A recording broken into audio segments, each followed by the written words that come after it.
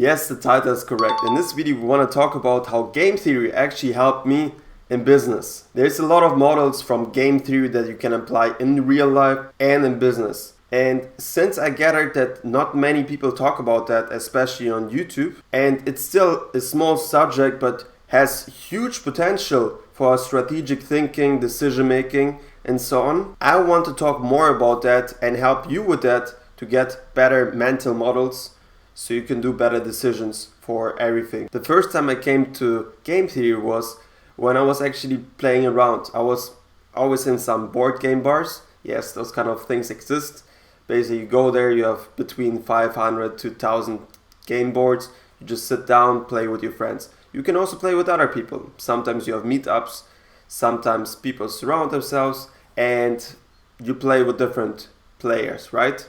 So I went on one of those game board nights and I met this one guy who basically explained to me what I had in mind the whole time, but I didn't fully understood. He basically explained to me that every game that exists can be broken down to game theory. And if you understand those basic concepts, you can win any game possible, right? And this kind of figuratively applies also to life, because life is a game. It's all a simulation, right? It's all a simulation. And if you want to win in this game that is called life, you gotta understand certain strategies that you have to follow to win on them. So again, in this video, I want to talk about the different strategies that are the main concept of game theory and how you can use them and apply them in business or in your real life. Let's get started. So one of the most famous, and I mean literally the most famous theory, is the prisoner's dilemma. In this case, basically two people got into jail, and if they cooperate, so if they blame the other that the other one did the mistake, they get a certain punishment. And in this one, it's closed down on numbers. So here, they basically, you can simply add this to 3 and 3 years. So basically, they would both get 3 years in jail time if they both confess to the police and they both admitted that the other one has done something. If they both did defect, they get only 1 year each. So that means if they keep quiet, don't say anything, they only get 1 year. If one person talks and the other doesn't talk, the one who doesn't talk gets 5 years and the one who does talk gets 0. So if you're thinking strategically, probably the first thought that comes to your mind is like, okay, I have to make him quiet and say that he was it. So I get 0 and he gets 5. But here, basically, you have to understand that certain strategies apply in different concepts. So the prisoner's dilemma is always going from the perspective that there are two rational players, and also you can always win if those are friends. Usually if they commit a crime together, they have been in the same situation together for a long time, they have been friends, they know each other, so most of the time they'll keep quiet and get only the sentence of 1 year each. If they are not rational, if they're emotional players, or if one thinks he's smarter than the other one, he will probably defect. But here's the thing, so if you really think through, you gotta understand that the best thing that they can do both is to keep quiet, because both think, okay, maybe the other one will talk, so I'm gonna talk. But if both are thinking like that, they will get the least sentence. So a rational player would always choose to defect and not say anything to get the least sentence. And that's basically how to solve the prisoner's dilemma in overall.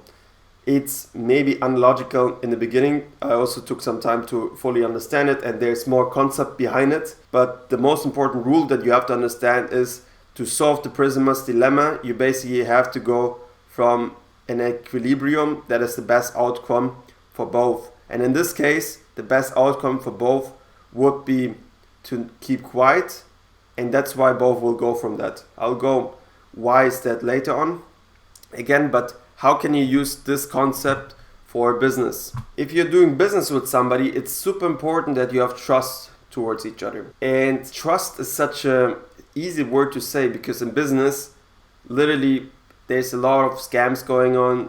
One is going behind the back of the other one. So how do you know if you can trust somebody? Basically, if you know everything from the other person and you feel like the other person doesn't hide anything, right? But then there's also the concept of oversharing. So you don't want to have a person who shares the whole time, oh, I have this problem, I have that problem. He's too honest about things, right? He tells you about his problems about health and here and there. So basically in business, what you gotta understand is that you have to understand what can you share and what can't you share.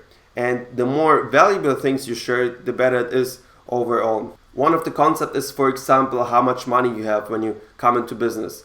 So some person who would overshare, you would basically tell him the whole net worth, you would tell him where his money lies, you would give every address that he owns around the world. If you come to a conclusion like that and you have a bad business partner and something goes wrong, he can basically blackmail you, and he would also use this information to kind of get more money from you to the business side or any other thing. The smart thing that you want to do is to say, okay, this is the amount that I can put into the business. If something goes wrong, I can put this amount into the business. And if actually goes something wrong in this case, maybe you put more money into the business because you have some.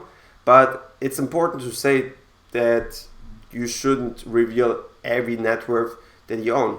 You have to stay as private as possible here. But at the same time, you want to show that you have the money, because if somebody does business with you, he wants to know that you can actually provide this amount of money, that you don't say like gibberish, and when it comes to actually investing the money, you don't have the money, or you just talk around. No, you actually have to have the money. And the best proof is here, show him your bank account, show proof of past references.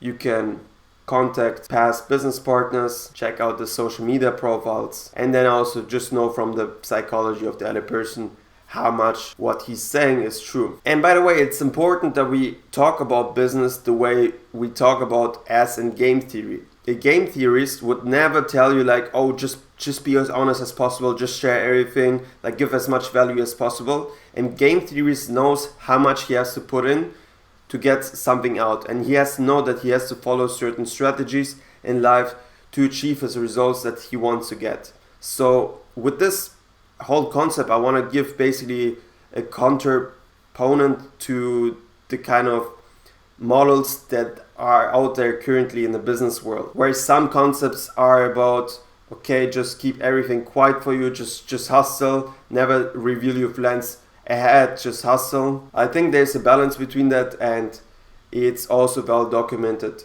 on what the right strategy is most of the time. Sometimes there's better strategies found on the way, and those concepts are being introduced into the game theory perspective of the business world, and a couple of years later most entrepreneurs adapt to those new concepts. The next concept is about bounded rationality. When people are given a choice, they will always choose the most simplest and the path that it's the most convenient and that they are most used to from the past. Why is that important for a business concept? It's important to know that because every time you introduce something else in your company, you gotta know that there's a lot of resistance happening from that side. If you choose a business partner, always choose on what he has currently. Don't think that he will adjust and be so flexible, that he will think in different paradigms, that he will follow different models, he will work with different tools so fast. Maybe he will change a little bit, but usually people stick to the things that they are good in right now. Yes, of course, if you have done marketing with Facebook ads, it's simple to go to do business on Google ads. I'm not speaking about that, but to teach somebody who is good in marketing, just because he has a business administration degree, to teach him how to do human resources, it's a completely different field. And just the mind approach is different. The same goes for somebody who is creative to become less creative. Here the point is that basically it comes down to habits, and if you're in the habits, it's much easier to do them. So what I'm thinking in general, also for yourself, it's the most important thing that you get into the right habits and into the right consistency patterns as fast as possible. Because if you're in those patterns, you can think more about the struggles that are happening on a day-to-day basis. Some things that you have to work on immediately when you're beginning with working on business or in general is to get a good sleep habit, to get a good work habit to get good with relationships. And I will definitely talk more about that so you don't learn about everything what it has to offer. I mean, if you just look up on YouTube how to have like a good relationship, how to have good food patterns, etc., you will find different models, you will find different ways on how to do that. I'll basically teach you how to find the most simplest pattern that you have to follow and then just sticking to it. And as long as you're okay with that, just stick with that. You have a good ground, and then from there you can basically experiment. But again, you should experiment in business if you want to have more results in business. If you keep experimenting with your health, trying different diets, etc., basically you will be a health expert in the end. You're not going to be a business person. So you got to understand strategically how to do a decision, what's the most fundamental thing when you don't have any money. Stick to it and then keep going with other things. The same applies to procedures, SOPs in your company. You want to set up those procedures, you want to make them as easy and consistent as possible, and then you can hand them out to employees. And that way you basically build an easy company. That's how I built my dropshipping company, and that's how you can build any other company that is out there in the world. Now I want to talk about the Nash equilibrium. The Nash equilibrium is again a difficult concept. If you don't understand it the first time, watch the video again. The Nash equilibrium basically describes a situation where when one party has decided this outcome and he knows what the other person chooses to do, he will not change his strategy based on the reaction of the other one. So a simple example, you're standing in the front of a traffic light, you know you have green, you can assume to 99.99% of chance that the other one has red in this situation, and based on this information you will not change your strategy, because if you change your strategy the outcome will be worse for yourself. In this case the only strategy change will be that you're not going when it's green, and basically what happens is that you lose time because the other one will get green, you will get red, you have to wait. So a change of strategy doesn't make any sense. The concept is very simple to explain this concept, but there's also other examples which make it more relevant to understand this concept. I find the example more interesting when it comes to business partnership. If you're partnering with somebody up and he puts in some resources and you put in some resources, sometimes you're thinking, man, I don't need the other person, I can do it myself. And in this case, you're basically going through the stadium of understanding where the equilibrium is and if it's worth for you to basically go out. Because in your head, it's like, okay, I make so much money with this person and I make so much money without the person. But then you have to think from the other person, okay, if I go out of the business, he is gonna do this or that. And if you understand that basically you don't lose anything, you have like the best equilibrium here and you can go for this option. If you're cheating or something like this, right? For example, in relationships, if you're going out but you're not like 100% out, you have to understand that the other person will put you into a worse situation, so the equilibrium is not the best one here. In this concept, basically you understand that you can put a number into each strategy that everybody's using. So you have strategy A, B, C, and D, and that's for player 2 and player 1. If player 1 chooses strategy A and player 2 chooses C, they both get a 2. So that's the best outcome that they can possibly get. And when you look from player 1, basically player 1 would, if he chooses to do A, doesn't matter if player 2 does C or D, he will get 2 here and 0 here. But if he chooses to do plan B, he gets a 1 here and 1 here. So from regards of the player 1, it doesn't matter what he chooses, A or B, he will get 2 points in total if you add this up, right? Here he will get 2, and in the worst case 0, here he gets 1 and 1. So it's equal here. But from the perspective of player 2, if he chooses to do C, he gets 2 or 0, and in D he gets 0 or 1. So for him, it makes much more sense to choose this pattern. So the Nash equilibrium will be basically here in 2 and 2. And that's what you have to understand on every decision that you're doing. So it's important in business to do business with people who are rational and not emotional, because they don't understand the perspective of cheating to the business partner or any other person. Because cheating will bring you so much, but in the end, if you do the calculation here, this kind of sense, you understand that it only brings you something short term and nothing in the long term. And that's why even if you follow the strategy, that's not the best outcome for you that could possibly be. So another example to the Nash equilibrium is, for example, if you have to decide whether to chill with your girlfriend after work or not. Let's say you can decide whether you come home after 6 or not. You keep working, and the same goes for your girlfriend. So if you both come home and you chill, you get both a 5 and 5. If she comes home but you don't, she gets 2 points and you get 0. The same goes for you. If you come home and she don't, you get 2 points, she gets 0. If you both don't come home and you keep working, you both get the 3, right? So you understand the numbers. If you both come home, you get both 5 points because you have much more value if you spend time together at home, or you get both the 3 if you don't come home and you keep working. So in this case, we have two Nash equilibriums, because it doesn't matter who decides to change his strategy, he will not get a better outcome in this case. So in this case, when you both decided to not come home and keep working, you get both 3 points. If you change your strategy, you'll get only 2 points and she gets 0 points. So it doesn't make sense for you to change your strategy in this case. That's why I call it the Nash equilibrium, because you both know if you change your strategies, nobody's gonna have a better strategy. And to the example before, with the traffic lights, there you also have a Nash equilibrium, because the strategy that is in place you want to follow, because otherwise if you don't follow, you don't receive the same productivity reward as if you would follow it. So for example, if you stop when it's green light, it's not going to be beneficial for you.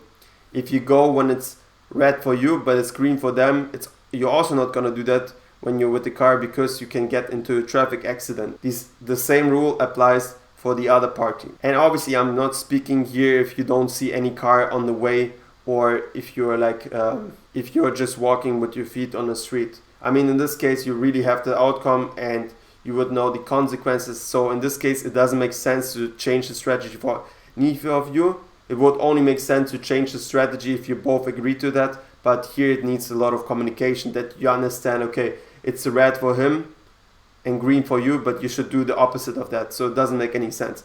So simple strategies that you can apply into business and personal life.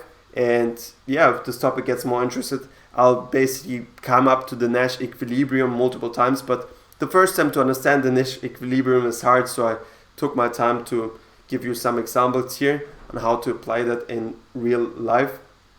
So whenever I'm talking later about the concept, you can follow me better on this one. Another thing, when you're playing a lot of times, you understand that maybe you're smart. Maybe you have an IQ that is higher than 100, than the average, and you're thinking that every choice that you're doing is probably smarter than the rest. But what I've learned over the time is, yes, you're smart. You're learning some things every turn that you're doing, but you will get so much more progress, and sometimes it takes so much to come to a conclusion that it's just basically much simpler if you follow strategies that has been already applied before. So one funny cheat code to win in any game, doesn't matter if you play poker, if you play chess, if you play Slender, if you play Risiko, doesn't matter which game you're playing, right? Follow some strategies that you can find on the internet.